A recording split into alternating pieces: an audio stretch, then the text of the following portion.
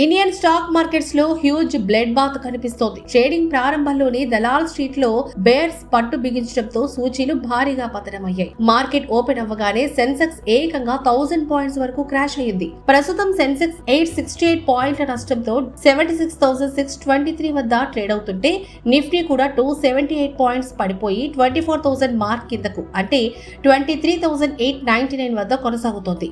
దీనికి main reason US blockade on Iranian ports. దీనివల్ల global market లో క్రూడ్ ఆయిల్ ధరలు భగ్గుమంటున్నాయి. దాదాపు 4 ఏళ్ల తర్వాత క్రూడ్ ఆయిల్ ప్రైసెస్ మళ్లీ బ్యారెల్ కి $120 దాటడం ఇన్వెస్టర్లను టెన్షన్ పెడుతోంది. మరోవైపు మన రూపీ విలువ ఎప్పుడూ లేనంతగా 95.07 కి పడిపోయి ఆల్ టైమ్ లోని తాకింది. దీనికి తోడు ఫారెన్ ఇన్స్టిట్యూషనల్ ఇన్వెస్టర్స్ భారీగా సెల్లింగ్ చేయడం, ఫెడ్ రిజర్వ్ వడ్డీ రేట్ల సందిగ్ధత మార్కెట్ పతనానికి కారణమయ్యాయి.